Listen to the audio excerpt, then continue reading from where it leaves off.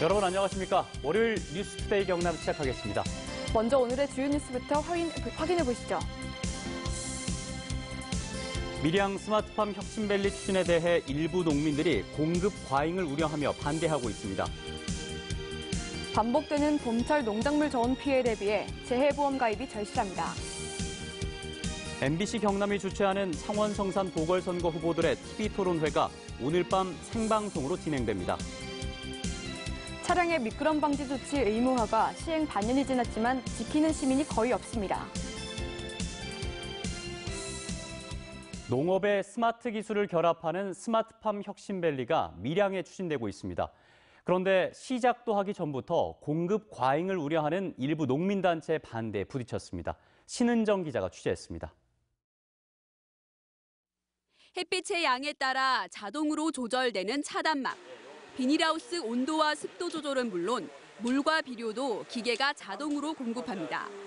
컴퓨터나 스마트폰 등 정보통신 기술을 접목한 농업, 이른바 스마트팜입니다. 아주 똑똑한 기술자라 한 사람 하루 종일 우리 온실을 컨트롤하고 있는 것 같아요, 저게. 그런 점에서 나는 엄청 핀쳐, 그러니까. 이처럼 농업의 스마트 기술을 접목해 연구, 생산하고 시험 재배까지 할 수 있는 스마트팜 혁신밸리의 밀양 유치가 추진되고 있습니다. 농식품부가 공모하는 사업에 경남 등 6개 지자체가 경쟁 중인데 이달 말 최종 선정을 앞두고 있습니다. 600억 원의 사업비 지원은 물론 관련 분야의 연구개발과 젊은 창업농 육성에도 도움이 될 전망입니다. 청년 농업인들이 농사 지을 수 있는 생태계를 만드는 게 중요하고요. 그리고 기존 농가들도 지금 하우스 농사가 굉장히 힘들지 않습니까? 그런 악성 노동력을 좀 줄일 수 있는. 하지만 시작도 하기 전 일부 농민단체의 반대에 부딪혔습니다. 수급 불균형으로 농산물 최저 가격도 보장되지 못하는데 스마트팜이 공급 과잉을 부추기고 창업농의 진입을 오히려 막는 빛 좋은 개살구가 될 것이란 우려 때문입니다. 제일 문제는 이 농산물의 생산비 보장, 이런 가장 근본적인 대책을 수립하고 앞으로 미래지향적인 스마트를 해야 좋겠다. 스마트팜 혁신밸리 추진에 농민단체 간 찬반이 엇갈리며 논란이 확산되는 가운데 농민 설득이 사업 성공의 첫 단추가 될 것으로 보입니다. MBC 뉴스 신은정입니다. 기후변화로 봄철 기온이 들쑥날쑥하다 보니까 농작물 저온 피해가 해마다 반복되고 있습니다. 농정당국은 현실적인 저온 피해 대책으로 재해보험 가입을 권장하고 있습니다. 이준석 기자가 보도합니다. 열매가 맺히는 사과 꽃 봉우리가 모두 얼어버렸습니다. 지난해 4월 8일 거창의 새벽 기온이 영하 7도까지 떨어지면서 저온 피해가 발생해 한 해 농사를 포기한 과수 농가가 속출했습니다. 다른 지역, 다른 작물도 정도의 차이는 있지만 큰 피해를 봤습니다. 4월과 5월의 저온 피해는 최근 10년 동안 2013년과 17년을 빼고는 해마다 발생했습니다.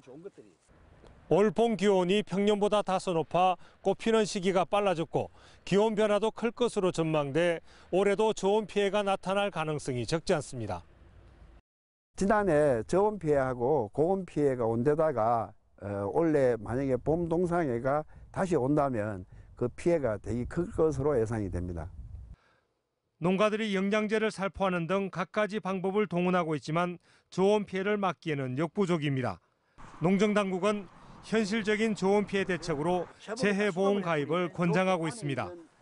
특약 상품이던 사과와 배, 감에 봄 동상해를 주 계약에 포함했고 80%이던 보험료 지원율을 올해부터 90%로 늘렸습니다. 보험료의 농가 부담률이 10%로 줄어든 겁니다.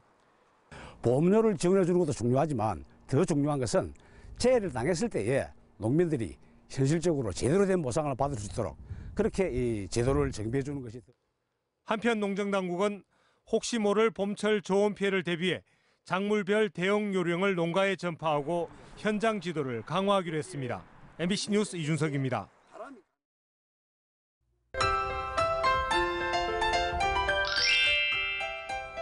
주말 잘 보내셨나요? 활기찬 월요일 아침입니다. 현재 창원을 포함한 경남 4개 시에 건조주의보가 발효 중입니다. 이 대기가 무척이나 건조한 상태인데요.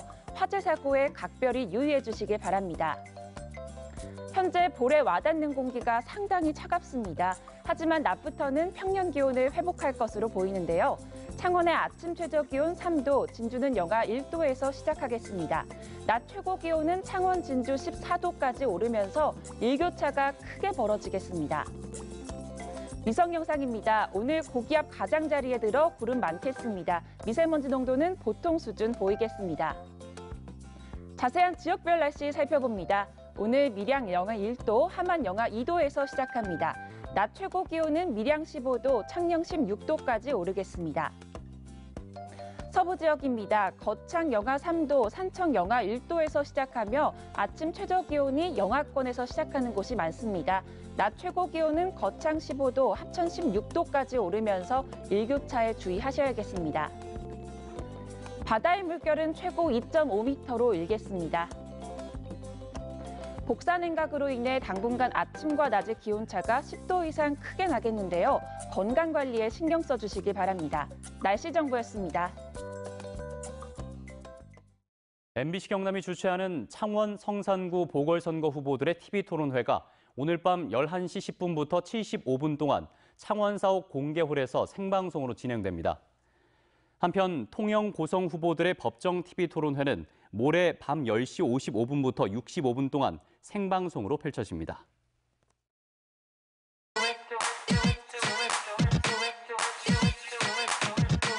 제로페이라고 들어보셨나요? 아니요, 못 들어봤어요. 못 들어보셨어요?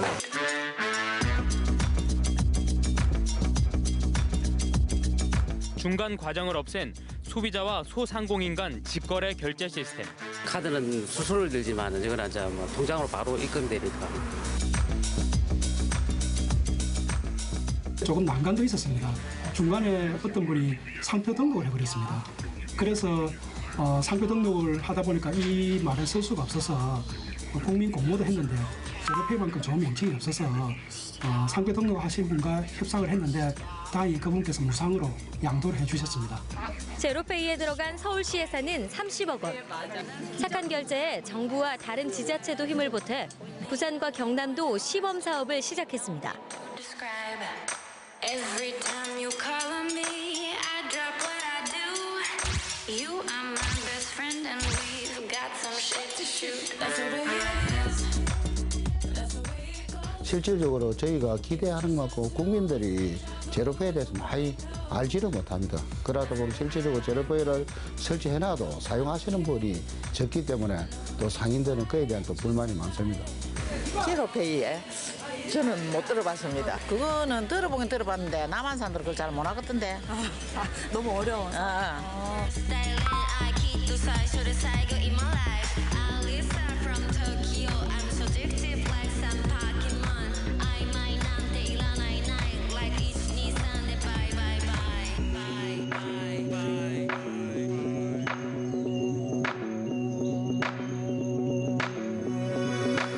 직장인들 같은 경우는 소득공제가 중요하잖아요.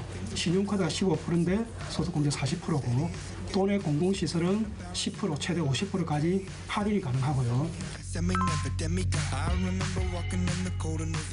카드를 사용할 때 한 일주일 정도 돼야 저희 가맹주에 돈이 들어옵니다. 근데 지금 이 제로페이는 이틀 후에 또 들어오게 되고 저희 소비자도 좋고 점주도 좋고 서로 윈윈하는 제품인데. 아이고 써야지. 그거는 100번 써야지. 착한 소비, 착한 결제 이런 이야기 하는데 제로페이를 조금씩 좀 써나갔으면 좋겠습니다.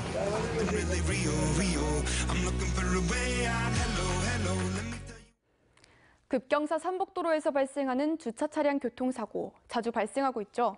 이를 막기 위해 지난해부터 차량의 미끄럼 방지 조치를 의무화했는데요. 시행 반년이 지났지만 이를 아는 시민도 지키는 시민도 거의 없는 실정입니다. 보도에 현지호 기자입니다. 대형 화물차의 블랙박스 화면. 조금씩 굴러가던 화물차가 갑자기 왕복 6차선 도로를 가로지릅니다. 순식간에 차량 6대를 덮쳤습니다. 제동장치를 채우지 않고 경사로에 차를 세웠다 제멋대로 굴러간 겁니다.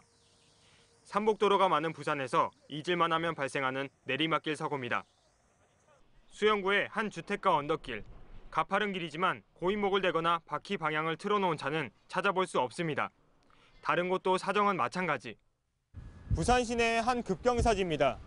줄잡아 20여 대의 차량이 주차돼 있는데 이 중 핸들을 꺾어 미끄럼 방지를 해놓은 차량은 고작 한 대에 불과합니다.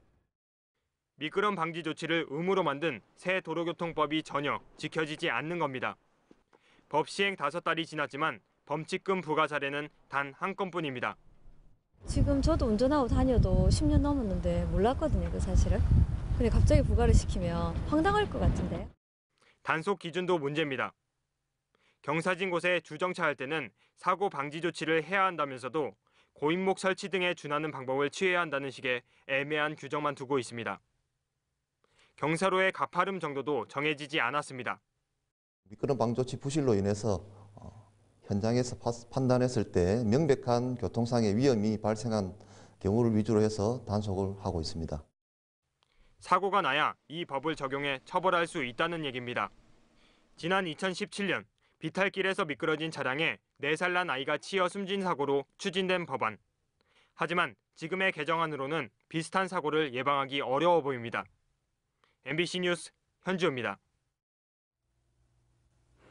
창원 성산 보궐선거 후보들이 대형 복합 쇼핑몰인 스타필드에 입점을 두고 설전을 펼치고 있습니다.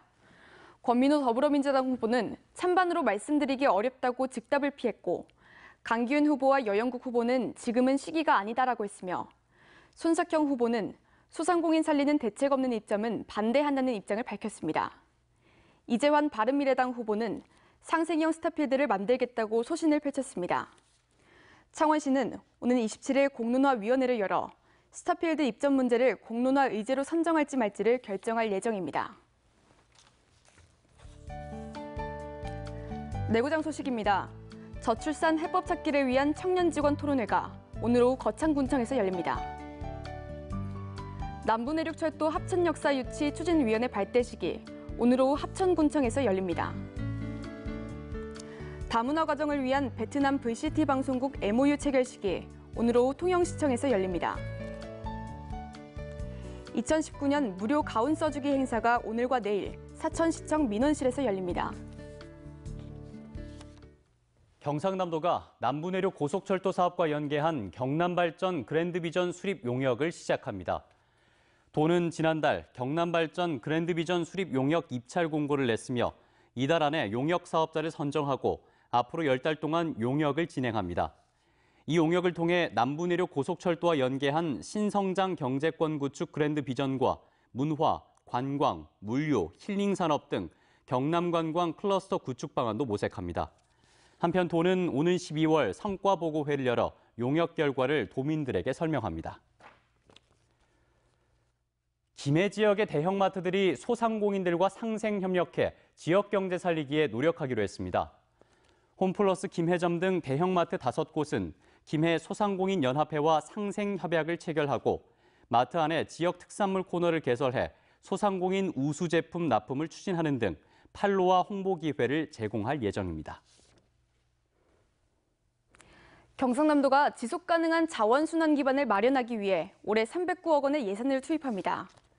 도는 통영시를 비롯한 3개 시군에 119억 원을 들여 소각시설 광역화와 대보수 사업을 추진하며 사천시 등 6개 시군엔 78억 원을 들여 매립시설 면적을 늘려 처리 용량을 확보합니다. 또 창원시를 포함한 5개 시군에 112억 원을 들여 음식물류 폐기물 처리 시설과 생활자원회수센터 등 7개 시설도 확충합니다. 문화재청은 거창군 가조면 석강리 고분군을 비롯한 전국 10곳을 매장문화재 유적보호 긴급 발굴 사업 대상지로 선정했습니다. 석강리 고분군은 거창군 가조면 일대 270에서 320m의 구릉에 조성된 수십 기의 봉분이며 대형은 직경 15m 이상, 높이 2m 이상 되는 것도 있습니다. 경상남도가 다음 달 1일부터 서부청사 종합민원실을 운영합니다.